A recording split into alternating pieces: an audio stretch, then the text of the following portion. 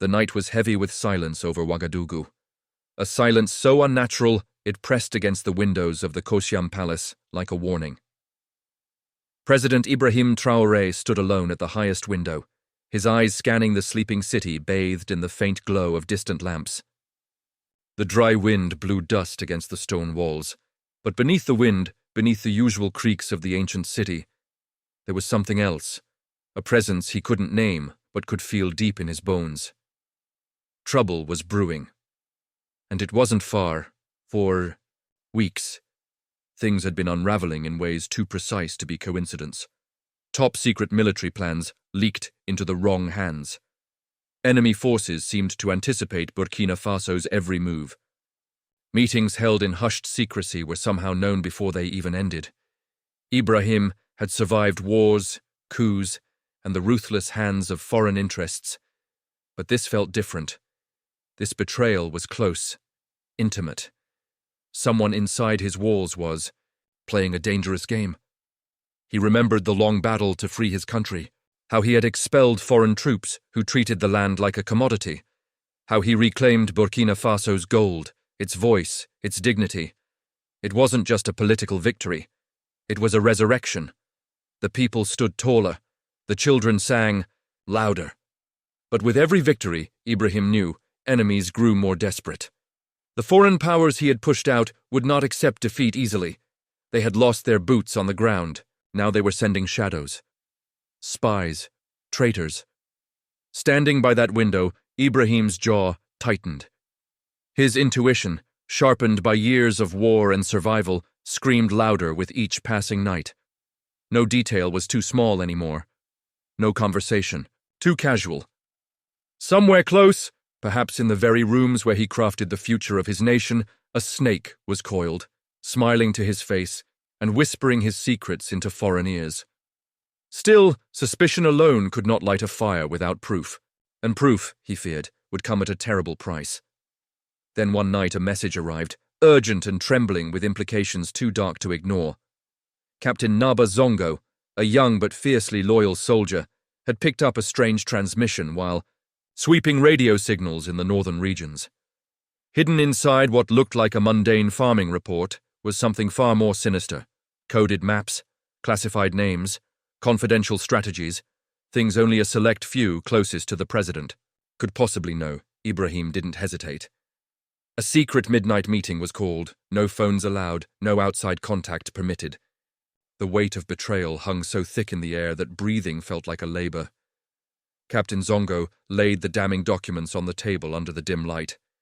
And there, staring up at Ibrahim from the pages like a ghost from another life, was the name of the traitor, Colonel Desiré Ouattara, a name Ibrahim knew too well. A man he had fought beside, bled beside, trusted without question.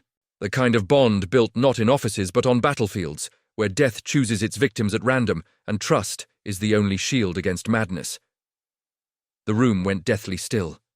Not a single voice spoke. Ibrahim's heart thundered in his chest, but his face remained an unreadable mask. His eyes, however, burned with the fire of a leader betrayed not just by a comrade, but by a brother. And in that heavy silence, a decision was made. Not to strike. Not yet. If there's a snake in this house, Ibrahim said quietly, each word slicing the tension like a blade, we don't kill it yet. We follow it all the way to the nest. The hunt had begun, and the whispering dust of Ouagadougou was about to carry more than just secrets. It would carry the first echoes of a storm that no enemy could silence. The night Captain Naba Zongo intercepted the message, he knew instantly it was no ordinary transmission. Out in the barren north, where radio signals crackled like ghost whispers across the desert, Zongo had been scanning the frequencies. Routine. Work. Nothing unusual expected. But that night, hidden within the static, embedded inside a digital report on crop yields, was something that should have never existed outside the walls of the palace. Zongo's hands tightened on the receiver as he listened again, heart pounding harder with each confirmation. This wasn't about farming. It was about treason. He spent hours decoding the scrambled signals, working by the dim light of a single lamp, sweat rolling down his back despite the cool night air. When he finally cracked the hidden layer, his breath caught. Names, maps, troop, movements. Strategic vulnerabilities known only to the president's inner circle. Whoever had sent this wasn't just careless. They were confident. Bold enough to hide state secrets in plain sight, betting no one would look deep enough to find them. But Zongo had found them, and the betrayal they revealed was chilling. Without delay, he secured the evidence and raced back to the capital under cover of darkness. Ibrahim Traoré had given him a sacred charge: defend the nation from threats seen and unseen. Tonight, Zongo carried a threat too dangerous to be confronted lightly. The president was waiting when Zongo arrived. No aides, no ceremony. Just a sharp nod and a single word: inside. Deep within the palace, a hidden room was prepared for such moments. Phones were surrendered at the door. The walls were lined with soundproof materials. Only the most trusted stood within. Senior officers, security chiefs, men and women who had proven their loyalty with blood, not just words. Captain Zongo approached the heavy oak table and, with deliberate care, placed the decoded files before the president. The tension in the room was suffocating. Every pair of eyes locked on the papers as Ibrahim leaned forward, scanning the evidence. His expression didn't change, but those who knew him best saw the subtle stiffening of his shoulders, the hardening of his gaze. He was reading something, far worse than enemy movements. There, in stark black ink, was the unthinkable: Colonel Désiré Ouattara. The room seemed to tilt for a moment, the very air being sucked out. Some officers looked away, as if the name itself burned their retinas. Others clenched their fists or stared at the floor. Ibrahim let the silence stretch, feeling the weight of it settle deep into the bones of every man and woman present. His heart hammered in his chest, but outwardly he remained a statue of composure. Ouattara, his brother in arms, the man who had stood beside him in battles when bullets cut the air and death was a whisper away, the man who had once taken a bullet meant for Ibrahim himself. Trust wasn't even the word. It was something deeper, older. Like blood. And now that bond was shattered. Zongo spoke, his voice low but clear. He's been giving them information for months. They know our defenses, our movements, everything. Ibrahim's fingers tapped once against the table, a soft but thunderous sound in the charged silence. He lifted his head and looked around the room, meeting every gaze. When he finally spoke, his voice was calm but carried a weight that bent the very air. "No one moves," he said. "No arrests, no accusations." A murmur of confusion stirred but was quickly silenced by a single raised hand. "If there is a snake in this house," Ibrahim continued, voice steady as stone, "we do not kill it now. We follow it, we find its nest." The words hung in the room, as sharp and dangerous as drawn swords. Every man and woman present understood the gravity of the decision. It went against every instinct trained into them, to strike at danger swiftly, to neutralize threats without hesitation. But Ibrahim Traoré wasn't just fighting a traitor. He was fighting an invisible war, one where information was deadlier than bullets, and so began the silent watch. The next few days were agony wrapped in duty. Ibrahim moved through his schedule like a man wearing a second skin. He smiled at public events, shook hands with officials, gave stirring speeches about sovereignty and pride. Ouattara stood beside him through it all, his face calm, his demeanor unchanged. Only now, Ibrahim saw the cracks, the too perfect smiles, the way his eyes flickered slightly when certain topics were discussed, the small, almost imperceptible shifts in his posture during security briefings. Behind the scenes, Captain Zongo and a trusted group of operatives worked day and night. They tapped Ouattara's phone lines with devices so sophisticated they left no trace. They tracked his vehicle with GPS units hidden deep within the chassis. They planted discreet watchers in every public place Ouattara frequented, blending into crowds, operating like shadows, and slowly, painfully, the truth unraveled. Each night, Ibrahim would retreat to his private office, poring over the daily reports. Every meeting Ouattara attended, every call he made, every movement he took after hours. Patterns emerged. Ouattara was careful, but not careful enough. He would leave the palace late, alone, in a black unmarked car. Always the same route, always the same destination, a quiet house tucked in a narrow alley near the French embassy, a place that should have been abandoned. But Ibrahim knew better. It was a nest.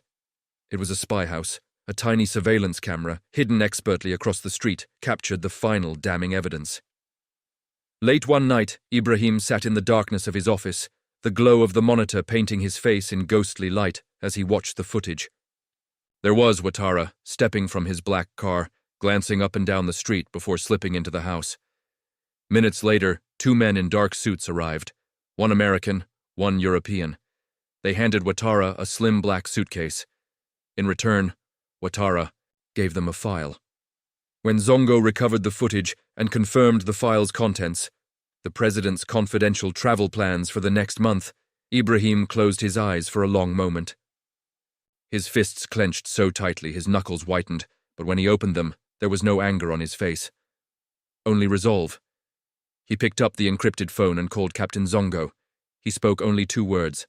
It's time. The trap was ready. Day after day, Ibrahim Traoré wore his public mask with the precision of a man walking a tightrope over fire. In the grand halls of government, he smiled and shook hands. He posed for photographs, made stirring speeches, attended security briefings, where, unthinkably, Colonel Ouattara often sat just a few feet away. To the public eye, it was business as usual. But beneath the surface, a war was raging. A silent hunt for truth and justice that consumed Ibrahim's every waking moment. Inside, Ibrahim was anything but calm. Every word Ouattara spoke, every glance he threw, every minor movement was scrutinized. The betrayal tasted bitter on his tongue, but he kept it locked away behind an iron will. He understood now, striking too soon would only cut down the messenger. The real enemy was larger, more insidious. Ouattara was not the snake's head, he was merely the hand that delivered the poison. Meanwhile, Captain Zongo and his loyal operatives worked tirelessly in the shadows. The surveillance on Ouattara grew tighter with each passing day. They monitored his calls, tracked his car, even shadowed him on foot through the bustling streets of Ouagadougou. Their best move, however, was positioning a hidden camera directly across from the small, unassuming house Ouattara visited. The house near the French embassy, a nest of foreign interests masked behind crumbling walls and locked gates. It was there, under the watchful lens of that camera, that the final proof was captured. Late one night, with Ibrahim watching live, from his private office, the betrayal unfolded like a slow, twisted opera. The black car pulled up to the curb. Ouattara stepped out, cautious but not cautious enough. He slipped into the house. Minutes later, 2 figures arrived, foreign men in suits, one American, one European. They didn't stay long. Business was swift. Ouattara handed them a manila file. In return, they gave him a sleek black suitcase. The men shook hands, nodded once, and parted ways into the darkness. Zongo's team retrieved the footage, and when they cracked open the contents of that suitcase, the gravity of the betrayal hit, like a punch to the gut. It wasn't just notes or random details. Inside was Ibrahim's detailed travel itinerary for the next month. Locations, times, security arrangements, vulnerabilities. A blueprint for assassination. Sitting in his dimly lit office, Ibrahim watched the video over and over, memorizing every angle of Ouattara's face. The casual way he exchanged futures for promises, the easy betrayal of a country he once vowed to protect. Ibrahim's fists curled into white-knuckled stone on the armrest of his chair.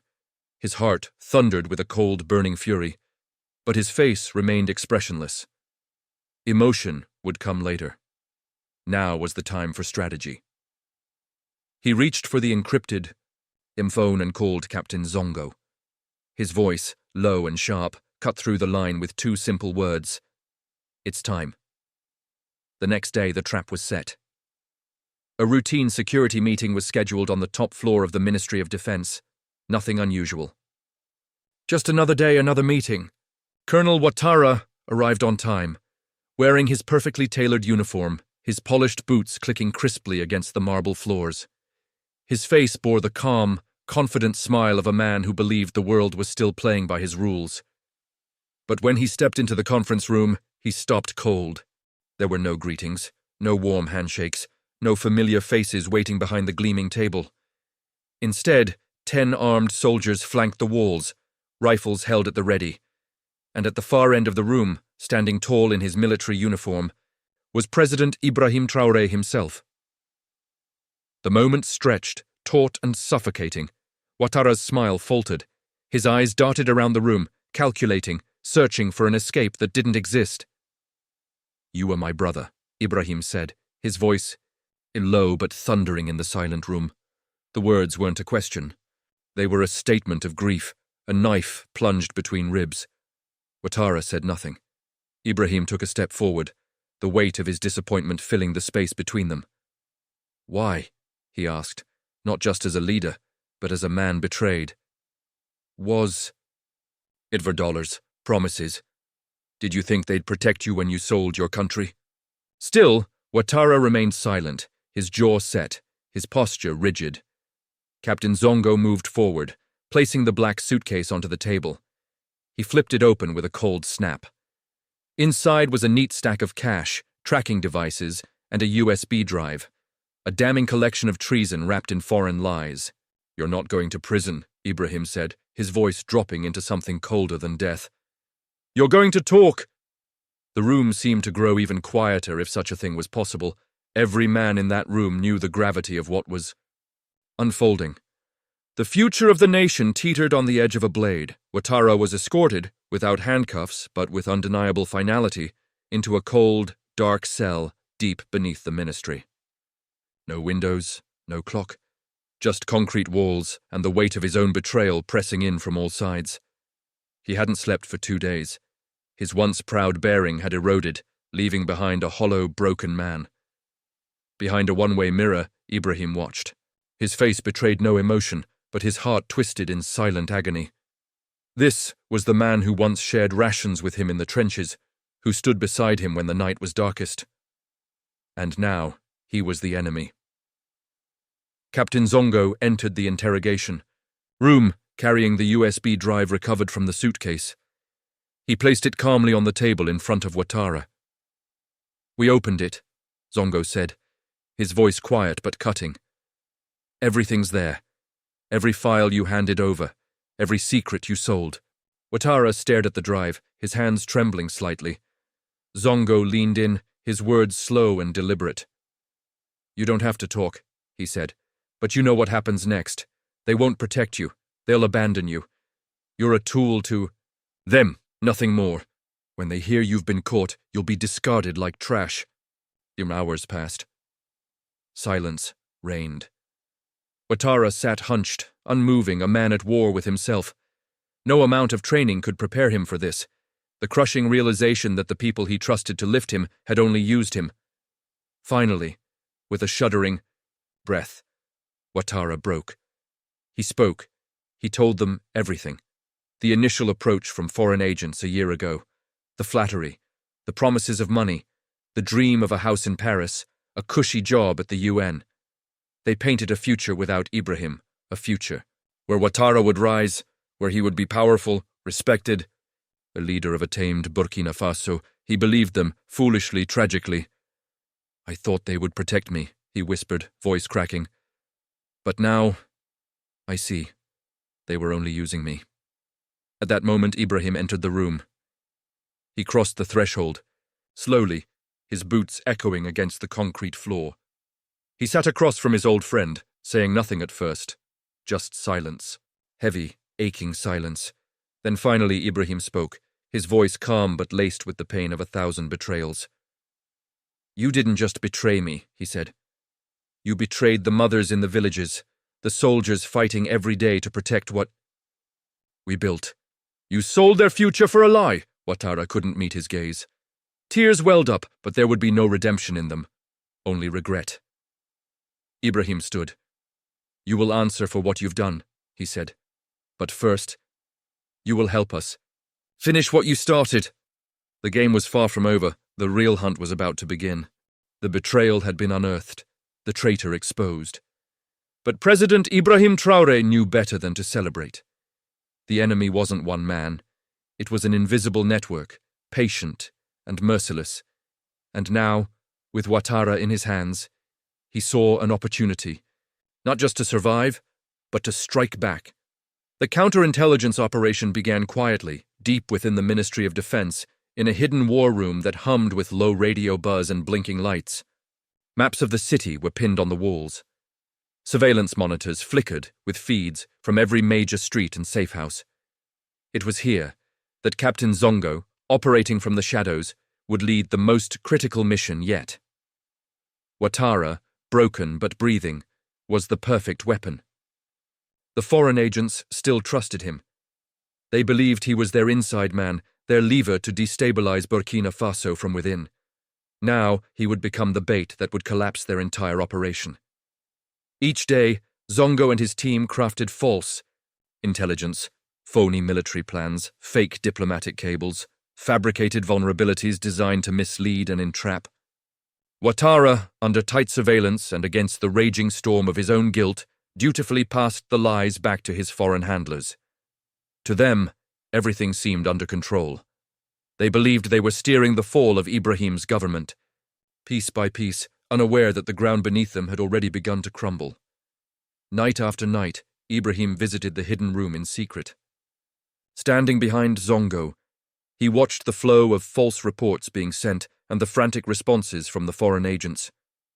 It was a deadly chess game now, each move crafted with precision, every feint designed to lure their enemies deeper into the trap.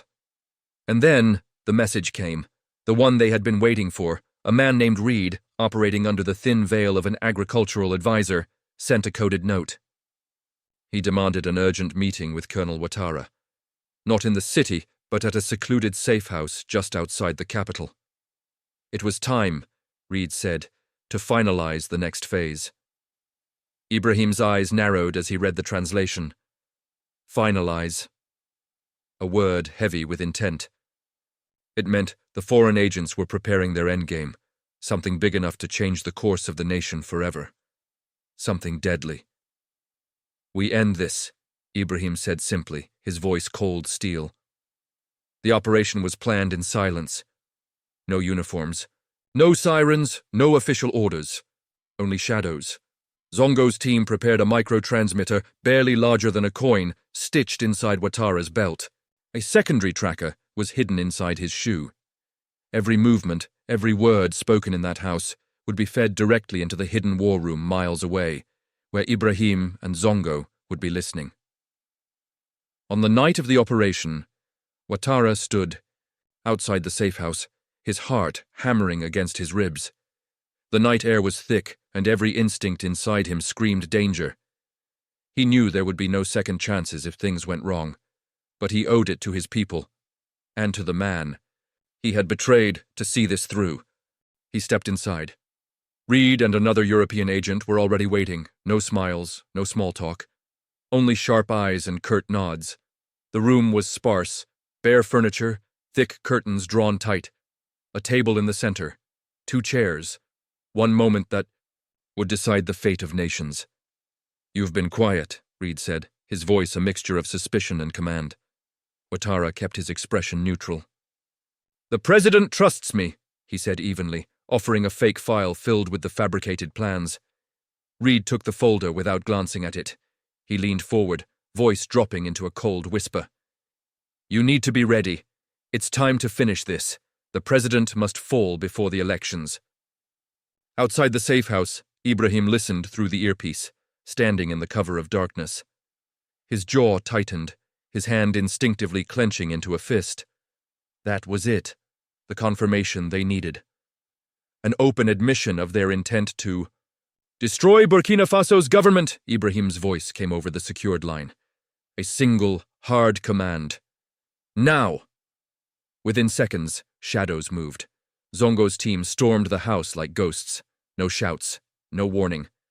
Just the sudden crack of doors being kicked open, the blinding gleam of flashlights, the cold steel of guns aimed at heads. Reed and his partner froze, caught mid-betrayal. One reached instinctively for something inside his coat. But a soldier was already there, disarming him with brutal efficiency. "You're under arrest," Captain Zongo announced, his voice sharp and final. "You have no right," Reed snarled. "We're diplomats." "Not tonight," Zongo replied coolly. "Tonight, you're just caught."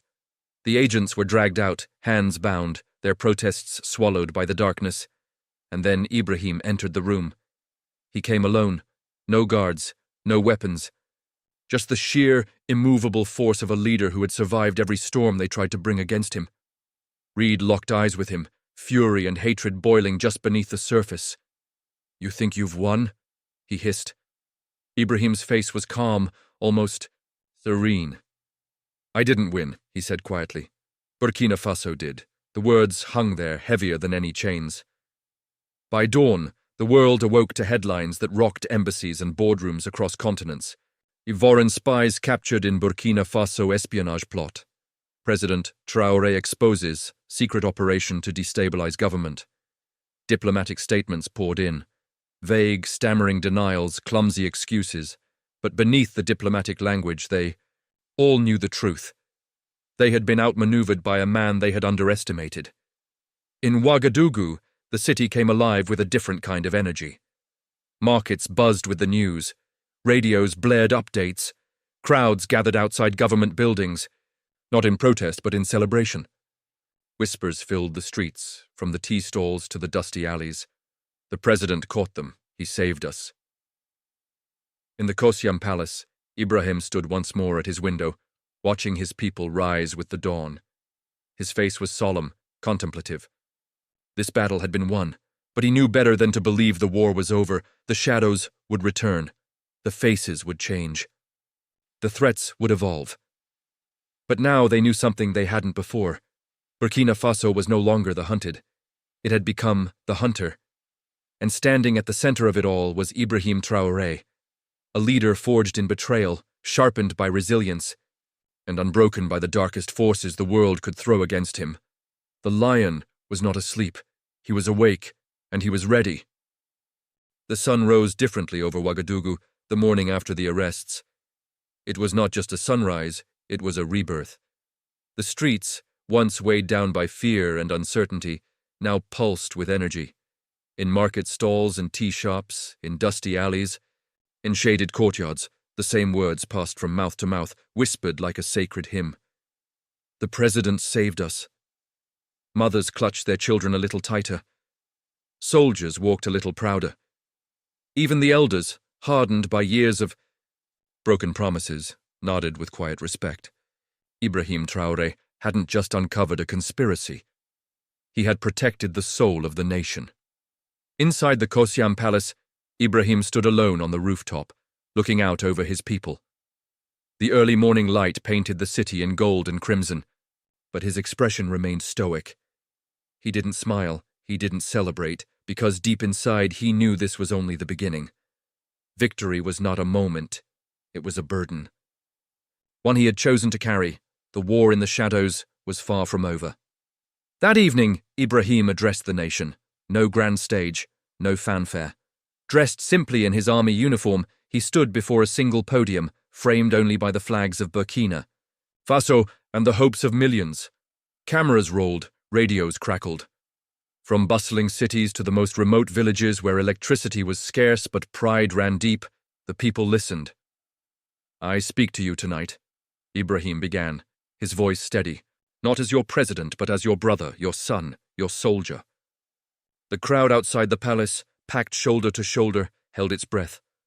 Foreign powers tried to poison our nation from within. They used one of our own to steal our plans, our dreams, our future. They wanted chaos. They wanted fear. He paused, letting the silence hammer the truth home. But they failed. Cheers erupted in the streets. Hands clapped, feet stomped, voices shouted his name into the night sky.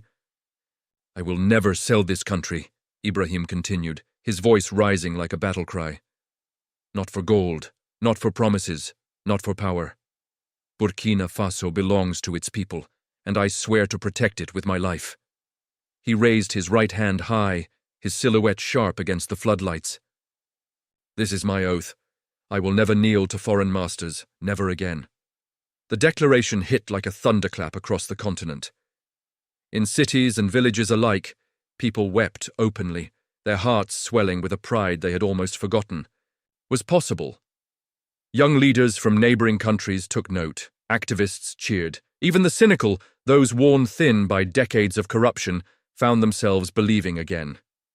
Later that night, as the city hummed with newfound hope, Ibrahim sat with Captain Zongo under the blanket of stars. No speeches now, no cameras, just two soldiers and the quiet understanding of men who had seen too much and fought too hard. You did well, Ibrahim said, his voice soft but firm. Zongo smiled faintly. I only followed your lead, sir. Ibrahim looked. Up at the endless night sky, the constellations above like ancient witnesses to their vow. They'll try again, he said quietly. Maybe with another face, another trick. Then we'll stop them again, Zongo replied without hesitation. Ibrahim nodded slowly, a grim but determined smile tugging at the corner of his mouth. As long as we stand together, he said, they will never take this land. The two men sat in silence, the weight of duty between them, unspoken but unbreakable. Around them, the city of Ouagadougou slept. But the lion did not, because heroes like Ibrahim Traoré don't sleep for long. They rise with their people, they fight in silence, and when the next storm comes, and it will, Burkina Faso will be ready.